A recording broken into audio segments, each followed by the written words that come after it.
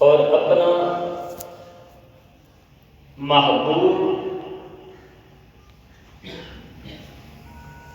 کائنات کی تخلیق کا جو باعث ہے،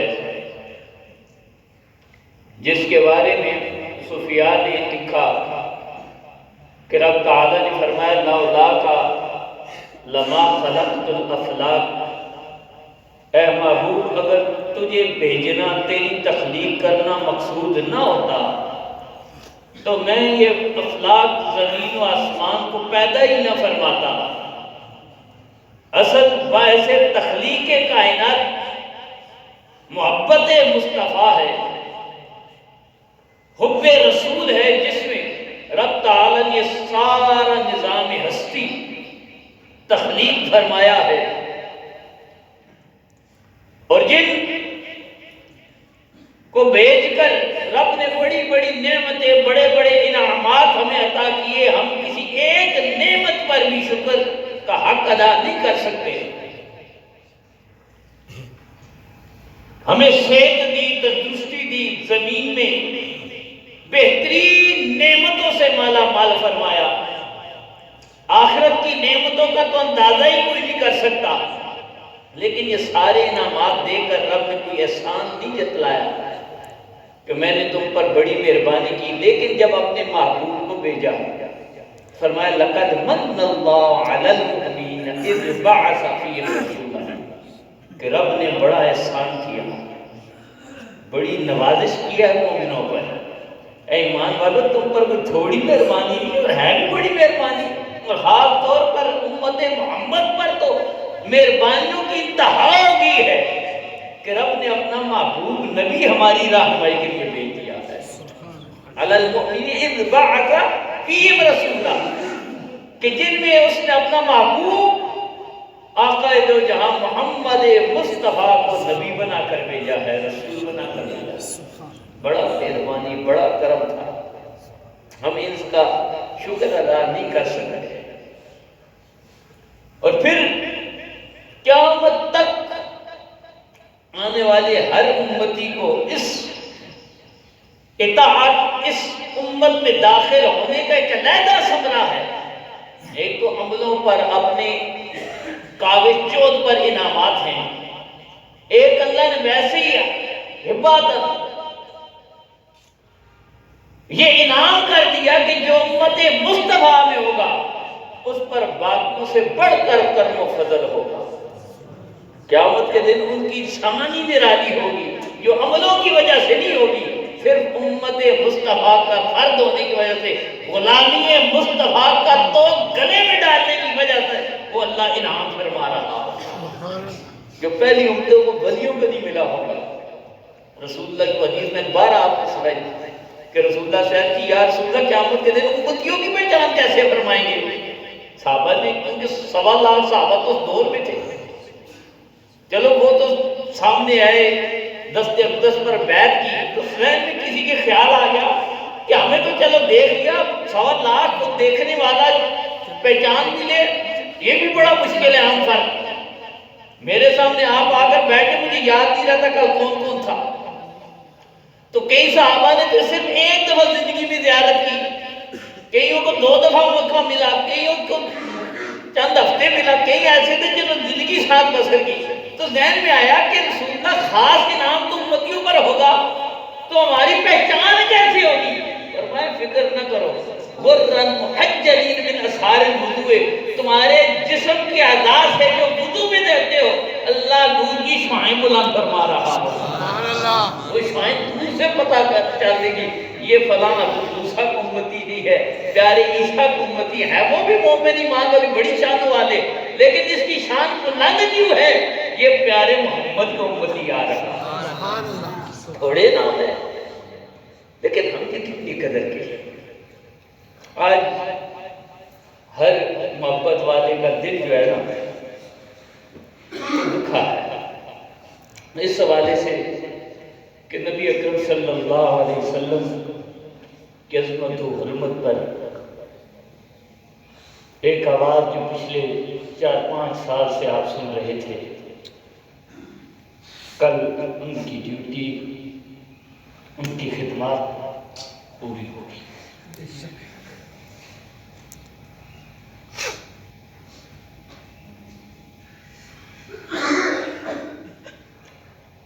ہزاروں سال نرگس اپنی بلوری پہ روتی رہی، بڑی مشکل سے ہوتا ہے چمن میں دیدہ بنانا۔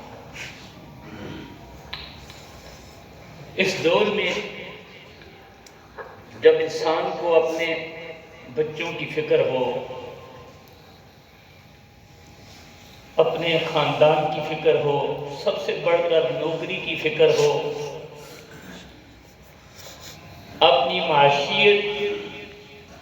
معیشت کو مستحکم کرنے کی فکر ہو، اس دور میں ہر قسم کے خدشات سے، تفصیلات سے مابرا ہو کر عشق مصطفیٰ کی بات کرنا کوئی آسان نہیں تھا۔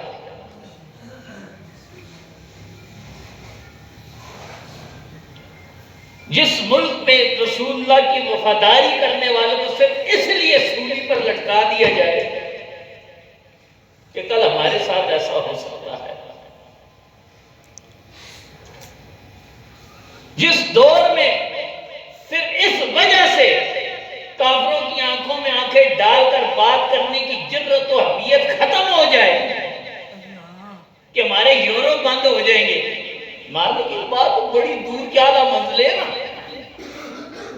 وہ تو ان سے توقع ہی نہیں ہو سکتی۔ صرف یہ کہ ہماری جو قرض ملتے ہیں، جو ہمیں انعامات ملتے ہیں، وہ انعامات کا دروازہ بند ہو جائے گا، ہم صرف ان سے تعلقات ختم کرنے پر تیار نہ ہو سکیں گے۔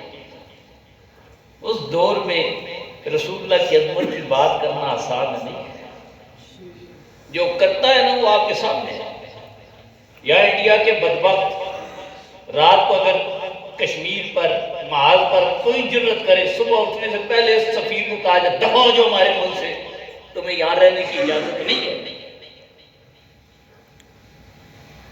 ہمارے فوج اللہ انہیں سلامت رکھے، جو جانیں قربان کرتے ہیں، اللہ ان کو قبول فرمائے۔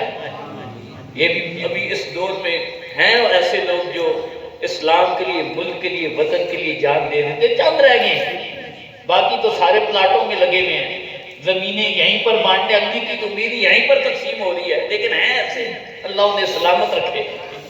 وہاں حملہ ہو جائے، ان کی جان لے لی جائے، تو ہم سفیر کو ایک دن ملک میں نہیں رہنے دیتے کہ تو نے مسلمانوں کی جان لی ہے، ہماری غیرت کو للکارا ہے، لہذا دفع ہو جو تمہیں یہاں رہنے کی ضرورت نہیں ہے، اجازت نہیں ہے۔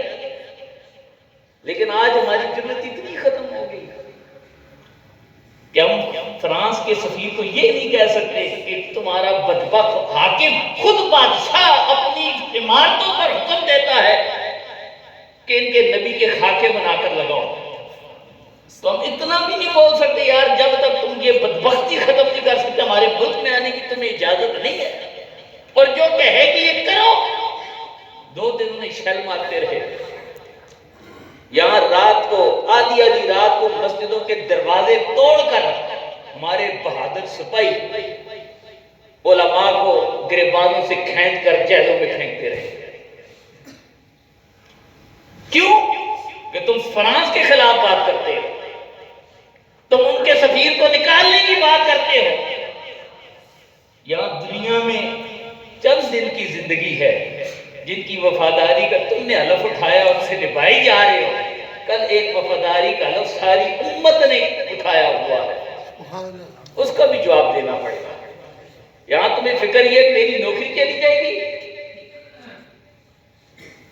میری تنخواہ کم ہو جائے گی، میری ترقی رک جائے گی۔ ایک ترقی آگے بھی ہونی ہے، اور وہاں پر پھر یہ دنیا کا کوئی انعام، کوئی اکرام کام نہیں آئے گا۔ بلکہ میں نے سنا اکبر بادشاہ بہت بڑا نام تھا ہندوستان میں، مغلوں میں سب سے بڑی اور طاقت کے راز سے عظیم سلطنت اس کی تھی۔ اس کے بارے میں آتا ہے ایک دن رات ہونا، جو بڑا ہو جاتا ہے نا پھر اس کے اندر فرعونیت بھی بڑی ہوتی ہے۔ تو رات کو کوئی کام کر رہا تھا، چراغ بجھ گیا، یہ چراغ بجھا، سوچ کا چراغ جل گیا، خیال آیا کہ یہاں میری اتنا بڑا عظیم لشکر ہے، دربار میں ہندو سکھ ہر قوم کے میری خوشنودی چاہنے کے لیے سب کچھ کرتے ہیں، بلکہ بیربل جیسا بڑا زیرک ہندو وزیر بھی اس کے دربار میں ہوتا تھا، آپ اس کے قصے سن رکھے ہوں گے۔ تو پریشان ہوا کہ یہ چراغ میری فوج بجھنے سے نہیں روک سکی، کل قبر میں تو کوئی چراغ نہیں ہوگا، وہاں اندھیرے میں میں کیا کروں گا؟ دنیا میں اندھیرا ہوا، چراغ بجھا، کچھ نظر نہیں آیا، اپنی سلطنت ڈوبی نظر آئی، بے بسی کا خیال آیا کہ کل قبر میں تو یہ فوج بھی نہیں ہوگی، یہ وزراء بھی نہیں ہوں گے۔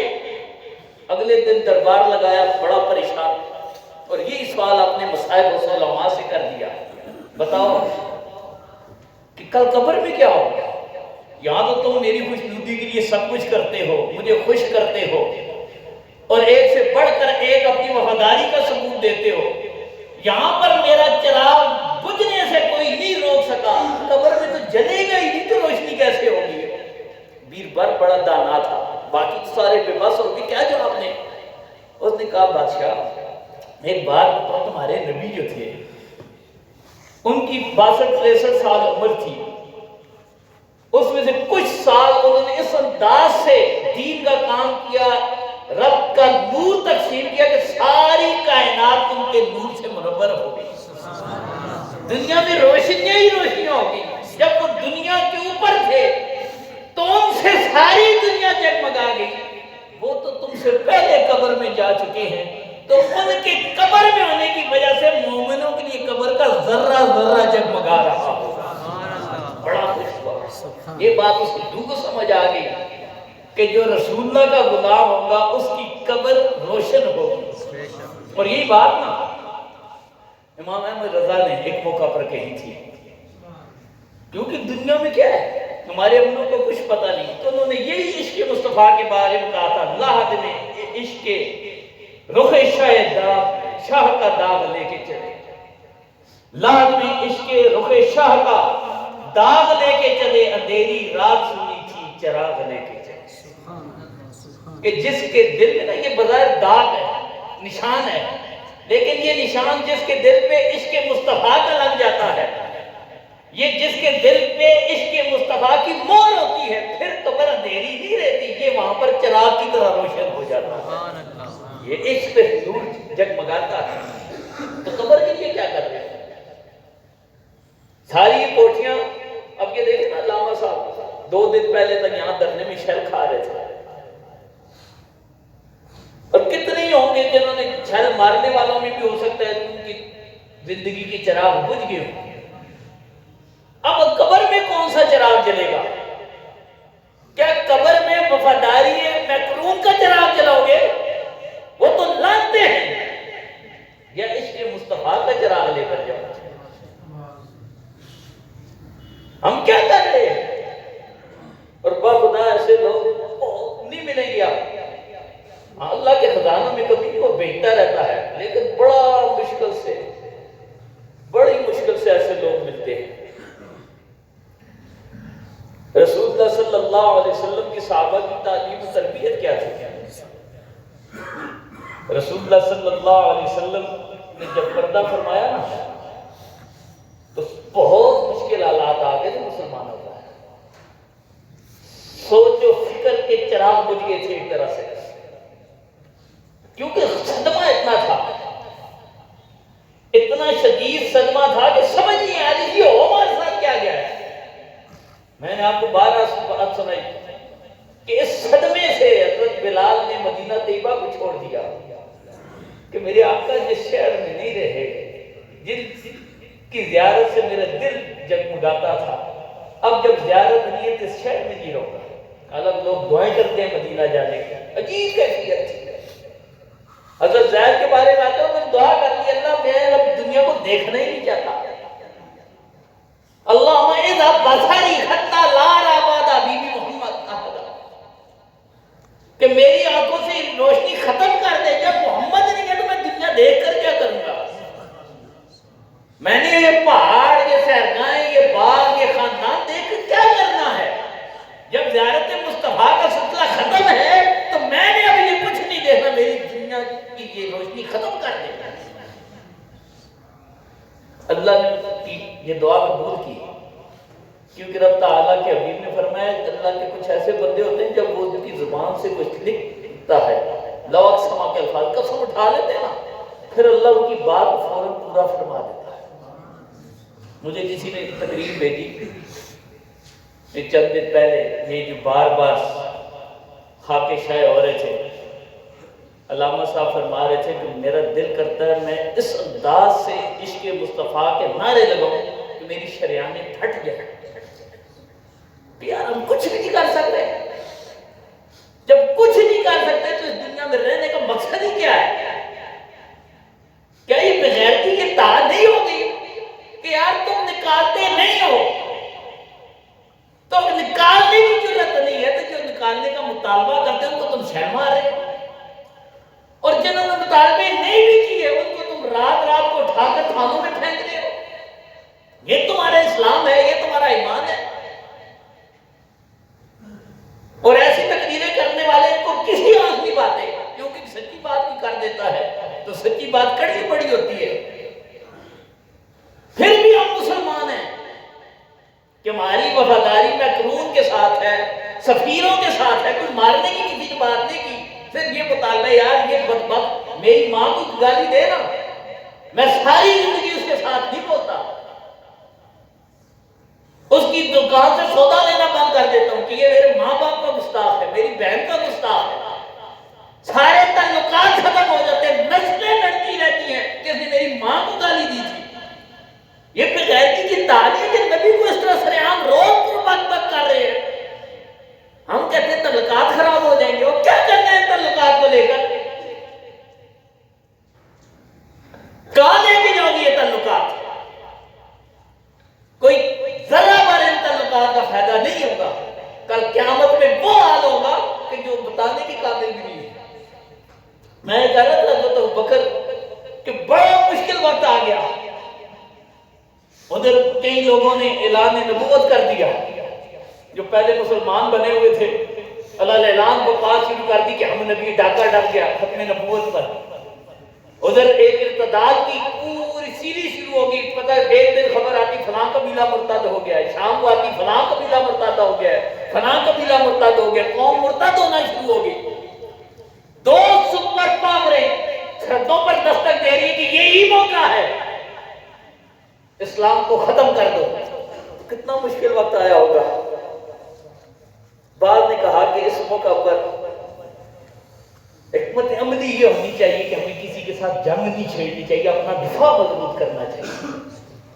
حضرت اسامہ کو جو رسول اللہ نے آرڈر دے رکھا تھا کہ اپنے والد زید کا انتقام لینے کے لیے لشکر لے جاؤ اور رسول اللہ کو اور اللہ کے گستاخوں کو سبق سکھاؤ، کہا یہ موقع نہیں ہے، لہذا یہ فوج کو اندر روک لے، اپنی حفاظت کر لے، دشمن حملہ آور ہونے لگا ہے، ساری دنیا کے دشمن چڑھ دوڑیں گے جب انہیں پتہ چلے گا لشکر چلا گیا ہے۔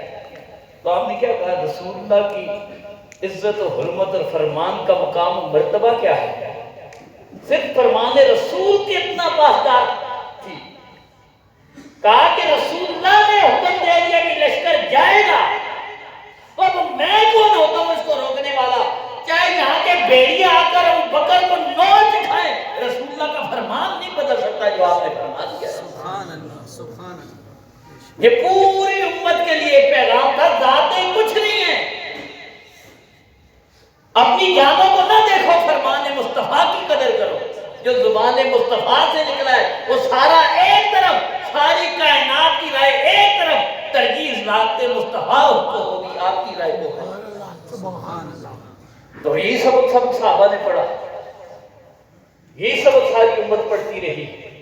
ہم لیکن ریاست مدینہ کے دائی ہیں، ہم نے پتہ نہیں کون سی ریاست کہاں پڑی ہے، کون سی ریاست مدینہ کا مطالعہ کر کے ہم قائم کرنا چاہتے ہیں کہ ہم کافروں سے بات بھی نہیں کر سکتے، کافروں کی ناراضگی بھی مول نہیں دے سکتے، لیکن پھر بھی ہم دائی ریاست مدینہ ہیں، امیر المومنین بننے کے خواہش مند ہیں، اور قوم مان رہی ہے، نہیں کہ بڑا اچھا فیصلہ ہے، فرانس کو ناراض نہیں کرنا چاہیے۔ چاہے رسول اللہ صلی اللہ علیہ وسلم اور ساری دنیا کے مومنوں کے دل کلیجے پھٹ جائیں، بس فرانس ناراض نہیں ہونا چاہیے۔ ان کو مارنا پڑتا ہے مار دو، لاٹھی چارج کرنا پڑتا ہے کرو، ان کے سر پھاڑنے پڑتے ہیں پھاڑ دو، ان سے کیا ملتا ہے؟ ان بدھوں نے جو ووٹ دینی تھی دے دی ہے، اب تو ہمیں ووٹوں کی ضرورت بھی نہیں ہے، ہم تو ویسے ہی بن جاتے ہیں، لہٰذا ان کی کیا ضرورت ہے؟ راضی رکھنا فرانس کو رکھو، امریکہ کو رکھو، جن کے ڈالروں اور یورو پر ہماری معیشت چل رہی ہے۔ یہ حالات ہے۔ 2 دن آپ اسلام آباد میں دیکھتے رہے کیا ہوتا رہا۔ یہاں تو پھر جب کچھ امن رات ہماری جناح گارڈن میں رات 4 بجے امام صاحب کو دروازہ کھلوا کر اٹھا کر لے گئے، قاری صاحب کے لیے بھی کوششیں ہوتی رہی، اور جہاں جہاں پر موقع ملا کئی مساجد ایسی ہوئی جہاں پر جمعے نہیں ہوئے، اور ان کو پتہ بھی نہیں تھا ہمیں اٹھا کیوں رہے ہیں۔ یعنی کچھ تو وہ ہے نا جنہوں نے دھرنے میں جانا تھا کہ ان کو دھرنے کا پتہ بھی نہیں تھا، لیکن ان کو بھی اٹھا دیا گیا، کیونکہ شاہ کی وفاداری بہت ضروری ہے۔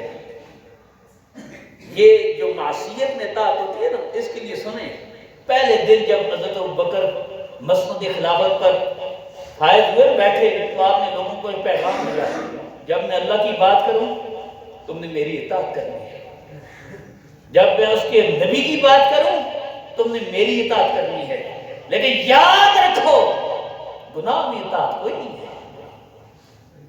لہذا یہ اصول قاعدہ من لا طاعت فی معصیت اللہ ہے کہ اللہ کے حکم کی خلاف ورزی کا حکم ملے، اسلام دشمنی کا حکم ملے تو پھر کوئی اطاعت نہیں ہوتی۔ اطاعت تب ہے جب اسلام کی پیروی میں حکم دیا جا رہا ہے، بالکل اطاعت امیر ہے، حکمران کی اطاعت کرنی ہے، لیکن حکمران کفر کو حکم دے رہا ہو، حکمران عداوت مصطفیٰ کو حکم دے رہا ہو تو پھر اطاعت نہیں ہے۔ یہ کوئی اصول و قاعدہ نہیں ہے۔ اطیع اللہ و اطیع الرسول اور امر، یہ حکم ضرور موجود ہے کہ جو تمہارے حاکم بنے ان کی اطاعت کرو، لیکن اطاعت کب ہے؟ جب اطیع اللہ و اطیع الرسول کے پیرائے میں ہو، اس کے تحت ہو، اس کے ضمن میں ہو تو پھر اطاعت ہے، پھر اس سے انحراف کی اجازت نہیں ہے۔ تو میں یاد کر رہا تھا آپ نے تو کوئی کمپرومائز نہیں کیا، ریاست مدینہ بیان کر رہا ہوں، آپ نے کہا جو کچھ ہوتا ہے ہو جائے، ایک لشکر کو ادھر بھیج جاؤ، جو رسول اللہ کا فرمان تھا اس پر عمل کرو۔ اور اسامہ تھے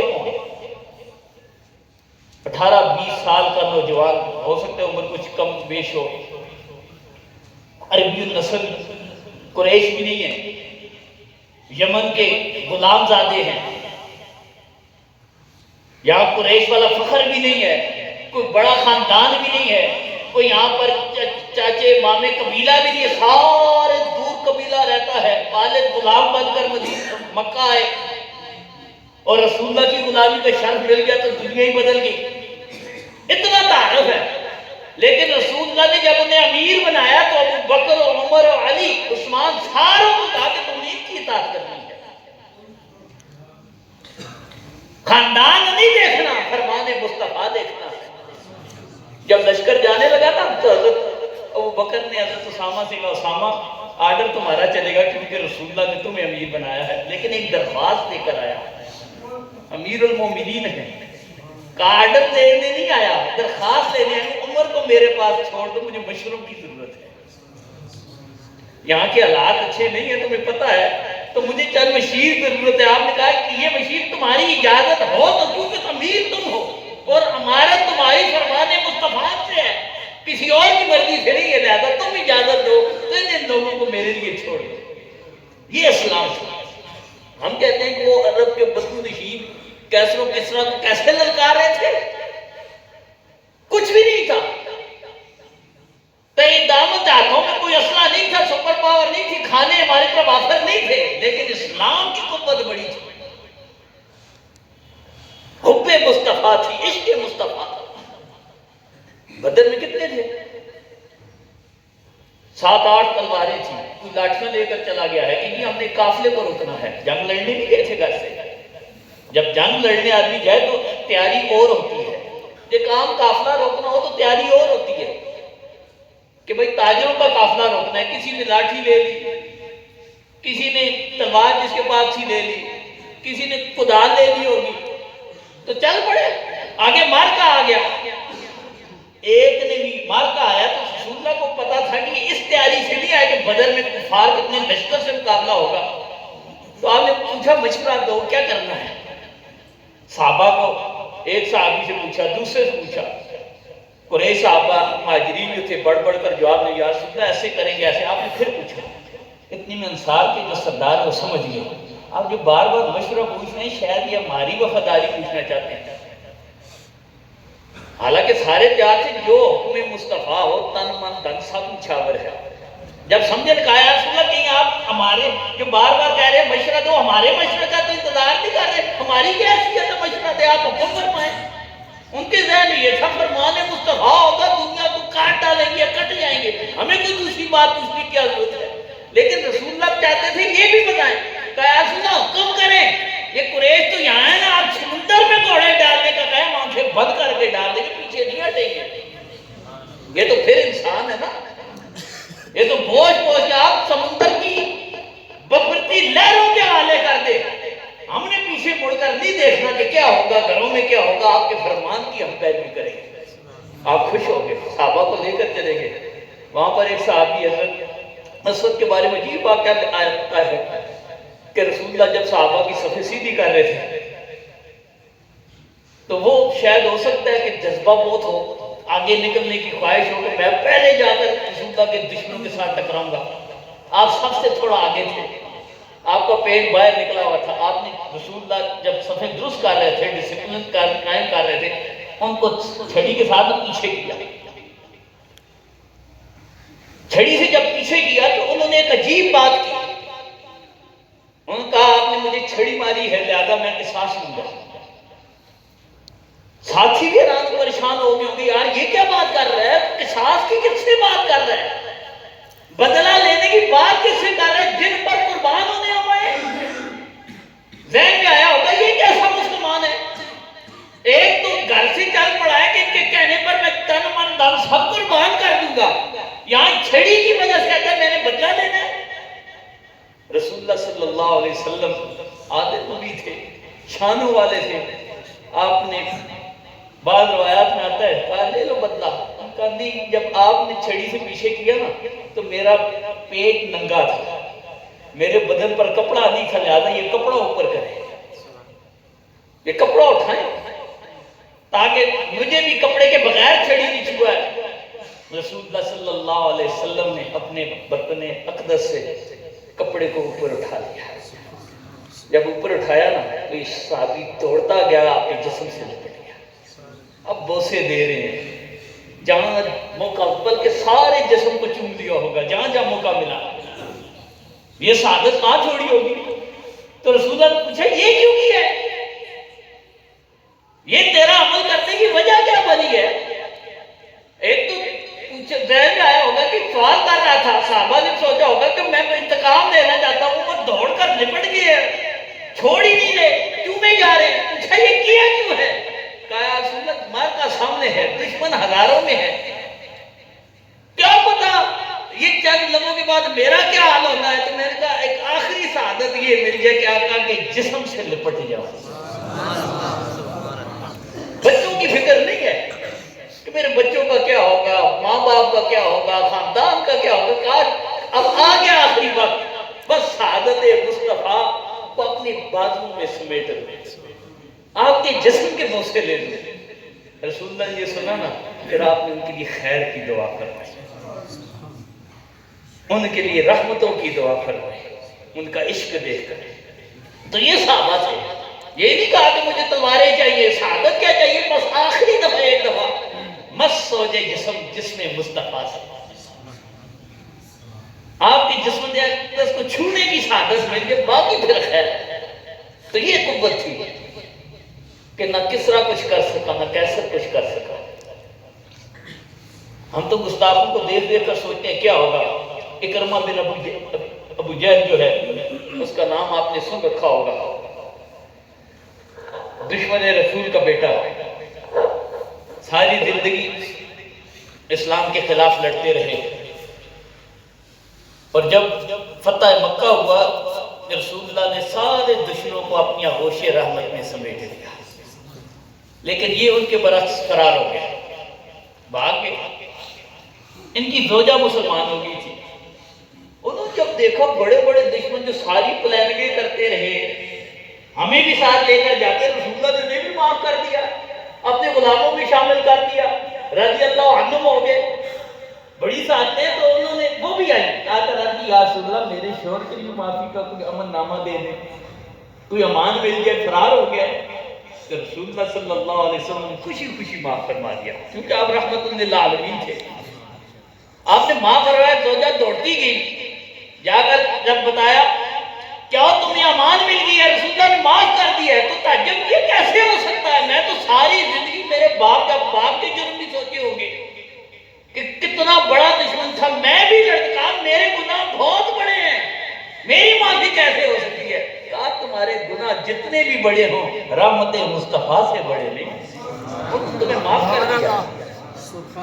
وہ رحمت تو کائنات کو سمیٹ کر بیٹھی ہوئی ہے، تو تیرے گناہ کیا ہیں؟ آ چلتے ہیں. دوڑتے دوڑتے آئے، جب بارگاہ مصطفیٰ میں پہنچے نا تو روایت میں آتا ہے رسول اللہ خوشی سے اٹھ کر کھڑے ہو گئے. فرمایا خوش آمدید ہجرت کر کے آنے والا میرا خدا، اے سوار مہاجر خوش آمدید، مرحبا، خوش آمدید کہا. اور ایسے غلام وفادار بنے نا کہ ہر مارکے میں بڑھ چڑھ کر حصہ لیتے. جس وقت کفر میں بڑے شدید تھے، پھر اسلام میں بھی اتنے ہی مارکوں میں حصہ لیتے.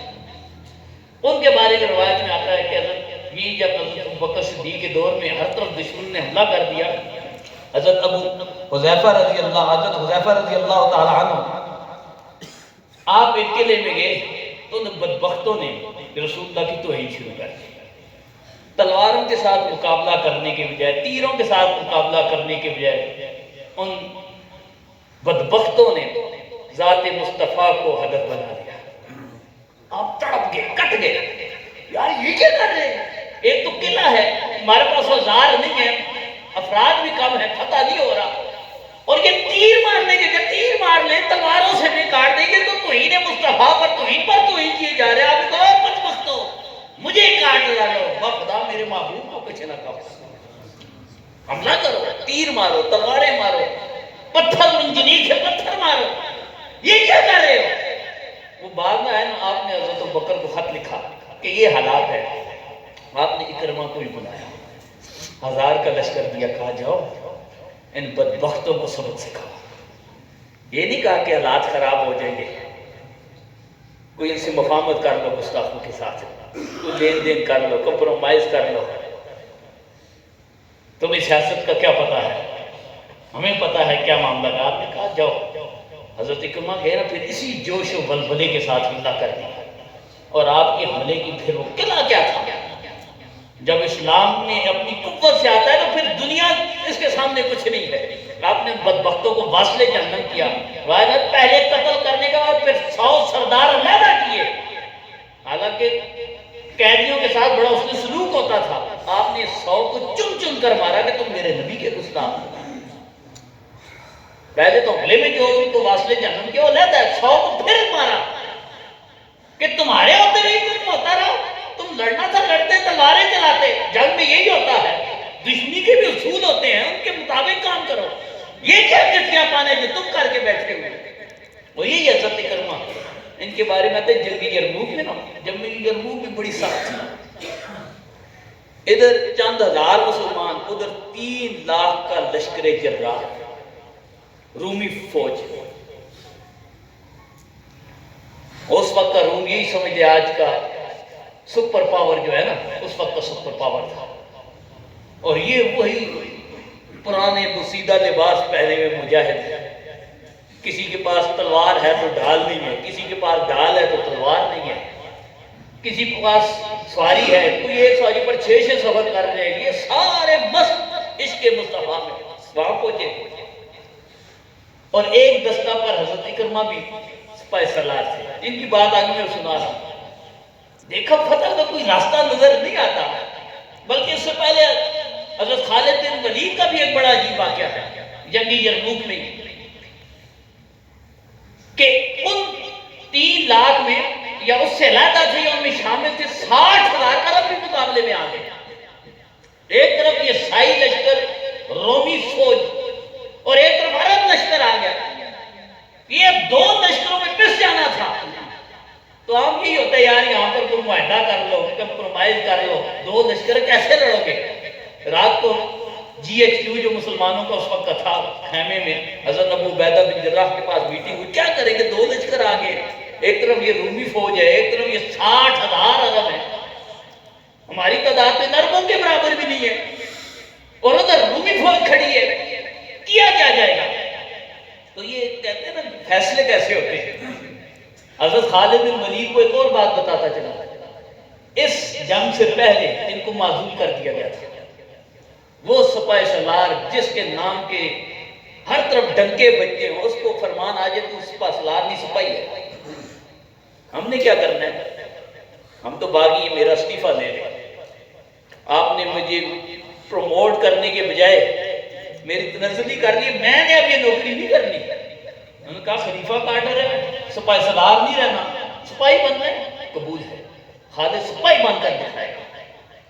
لیکن تھے تو جرنیل, انہوں نے جرنیلوں کی میٹنگ میں بلا لیا. یار خالد ہے تو سپاہی سالار نا, چاہے عہدہ نہیں ہے, مشورہ تو دے گا. خالد کہا تمہارا کیا مشورہ ہے؟ انہوں نے دونوں لشکر دیکھے. انہوں نے کہا میرا مشورہ یہ ہے نا, پریشانیوں کو چھوڑو, صبح مجھے دے دو چند درجن, سینکڑوں میں نہیں درجن. واقعی لکھتا ہے کہ صرف 60 سپاہی کہے, 60,000 مجھے 60 دے دو, رات کو یہ ادھر نہیں ٹھہرے گا. یہ رسول اللہ کے غلام کی بات ہے. یہ نہیں کہا کہ پیچھے خلیفہ کو لکھو حضرت عمر کو کہ اور لشکر بھیجے, 2 لشکر آ گئے ہیں, یا رات اور رات خیمے لپیٹو اور بھاگو. کہا جب مقابلہ آ گیا ہے, کفر میں لڑتے رہے تھے, اب تو رسول اللہ کے غلام ہیں, اب تو آخرت یہ آخرت ہے, دنیا رہے نہ رہے آخرت کا تو وعدے ہیں ہی ہیں, پھر دنیا کو کیا کرنا ہے؟ کہا صرف 60 دو. ان کا خالد کیا بات مذاق تو نہیں کر رہے, کہیں تمہیں معذور کیا ہے؟ سہیل میں آیا ہوگا کہ اس کا انتقام تو نہیں لینا چاہ رہا. کہا نہیں, خالد خود جائے گا, یہ نہیں کہ تم بھیجو, میرے ساتھ ہی 60 سے. اور ان میں ہوگا کون؟ عبداللہ بن عمر کو میرے ساتھ رکھو, ابو بکر کا بیٹا میرے ساتھ ہو, عمر کا بیٹا میرے ساتھ. یہ چنے میں سارے جو ہیں بتائیں کہ رسول اللہ کے غلاموں کی پاور کیا ہے. کہتے ہیں جب یہ لشکر سے نکلے 60 آدمی, تو وہاں جو ثانی بادشاہ تھا, امیر تھا, ان نے سمجھو مسلمان ڈر گئے, 60 آدمیوں کا وفد بھیجا ہے مجھے راضی کرنے کے لیے. وہ خوش ہو گیا, آپ نے خیمے میں جشن منانا شروع کر دیا. مسلمانوں بس اتنا ہی تھا, لشکر دیکھے دو تو 60 بھیجے, لشکر نہیں بھیجا. پوچھا کیوں آئے؟ کہا تمہیں واصل جہنم کرنے آئے. اگر زندگی چاہتے ہو یا اسلام قبول کر لو یا جزیہ دے دو, تیسرا راستہ کوئی نہیں. آپ کو بولا ہوگا کہ حملہ کرو, یہ 60 آدمی مجھے لڑی لگاتے. راوی لکھتا ہے شام تک لڑتے رہے, لیکن یہ 60 سرنڈر نہ ہوئے, فتح یاد ہو گیا. 60,000 کے مقابلے کا ہمارا ایک سپاہی 1000 کے برابر. تم نے مسلمانوں کو سمجھا کیا ہے؟ ان کی قوت تمہیں کیا پتا ہے؟ تم یہ صرف یہ دیکھتے ہیں ان کا اسلحہ کمزور ہے, ان کی تلواروں کا لوہا آنا نہیں ہے. تم لوہے کو دیکھ رہے ہو, یہاں جذبے لڑتے ہیں, اسلحہ نہیں لڑتا. یہاں ٹینک تلواریں نہیں لڑتی, یہاں ایمان لڑتا ہے. اللہ نے فتح دی. تو یہاں اسی مارکہ میں آتا ہے. حضرت اکرمہ جب دیکھا نا روز, اور یہ ایسا مارکہ تھا جو کئی دن رہا. ایک دن صبح اٹھے, کہا حالات بڑے مشکل ہیں. اپنے دستے کو بلایا, کہا آج پھر ایک میرے ساتھ وعدہ تھا. انہوں نے کہا جی کیا ہے؟ اعلان کیا کہ ساروں نے موت پر بیعت کرنی ہے, یا کافر نہیں یا پھر ہم نہیں, دوسرا راستہ نہیں ہے. یہ سرنڈر والی کہانی کوئی نہیں ہے. آج اس طرح لڑیں گے, یا پھر ہم ہوں گے, یا رسول اللہ کے غلام ہوں گے, یا جنت ہوگی. ساروں نے کہا, جو دستہ تھا 400 بندے نے بیعت کی. ان میں آپ کے چچا حارث بھی تھے. خاندان والے نے کہا جی بھتیجے, چاہے تو مرتبے میں چھوٹا ہے لیکن قائد ہے, تیرے ہاتھ پر بیعت ہے, واپس نہیں ہونا آج. حضرت درار بن ازور جیسے عظیم صحابی, ان کے بارے میں بار آپ ہوتا ہے, یہ ایسے صحابی نے لوگ زرے پہنتے تھے, یہ جنگ میں قمیض بھی اتار کر پہن دیتے. مارو تیر, یہ محمد کا غلام آ گیا ہے. تمہارے تیر میرا کیا بگاڑیں گے؟ مجھے یہاں تم شہید کرو گے، میرے لیے تو اللہ کی جنتیں منتظر ہے۔ میں تو جنت کا دائی ہوں، میں تو اس کی تلاش میں نکلا ہوں، میں نے یہاں دنیا کو کیا کر مارا تھی۔ کہتے ہیں یہ 400 میں سے نا صرف اللہ نے حضرت درار بن حضور کو زندہ رکھا، باقی ساروں نے جام شہادت دی۔ یہ وہ حضرت اکرمہ تھے۔ اسلام دشمنی کیا تھی اور پھر رسول اللہ کی وفاداری کتنی تھی، رسول اللہ کے حکم پر، آپ کی تعلیمات پر قربان ہو گئے۔ بڑے مشکل حالات وقت ہے، کیا پتا کون ہے نہیں ہے، زندگی کا کوئی بھروسہ نہیں، جس وقت کرونا کے حالات ہیں، لیکن آگے کیا لے کر جائے گا، کوئی انتظام کر لے گا۔ جو کہ امام اہل سنت امام احمد رضا خان فاضل بریلوی رضی اللہ تعالیٰ عنہ نے فرمایا تھا کہ دنیا میں عمل تو ہے نہیں، اگر آخرت میں عمل کو چاہیے ہے تو عشق مصطفیٰ چاہیے۔ یہ ایسا عمل ہے جو اندھیری قبر میں لے کے جائے گا، اللہ اس کی قبر کو نور ہی نور عطا فرما دے گا۔ عمل تو ان کے بہت تھے، لیکن عملوں میں بھی جس پر اعتماد تھا وہ عشق مصطفیٰ تھا۔ اور یہ عشق مصطفیٰ ایسا نا، ایک صحابی کے بارے میں آتا ہے وہ رسول اللہ سے بڑی محبت کرتے تھے، باقی صحابہ کی بنسبت عمل میں کمزوری کر جاتے تھے، اور ان عملوں پر کئی دفعہ سرزنش بھی ہوئی۔ ایک دفعہ سرزنش ہوئی، حضرت عمر نے بڑا ڈانٹا، کیوں؟ صحابہ کا معیار عمل ہی بہت اونچا تھا۔ رسول اللہ نے فرمایا لا تلعنہ، اسے برا نہیں کرنا، اس کو لعنت نہیں کرنی۔ کیوں نہیں کرنی؟ فإنہ یحب اللہ ورسولہ، یہ اللہ اور اس کے رسول سے محبت کرنے والا ہے، یہ میرا غلام ہے، مجھ سے محبت کرنا عشق کرتا ہے، لہذا اس کو برا نہیں کرنا۔ یہ عشق اتنا مرتبے والا ہے، راتوں رات سپاہی ہوتا ہے، کوئی نہیں جانتا، صبح اس عشق کی منازل طے کرتا ہے تو امام الاولیاء بن جاتا ہے، کوئی نہیں پہچانتا، عشق کی منزل طے کر لیتا ہے، فخر علماء بن جاتا ہے۔ یہ عشق کی منازل ہیں۔ دعا کرے اللہ ہمارے ایمانوں کو سلامتی عطا فرمائے۔ اور مولانا خادم حسین رضوی رحمت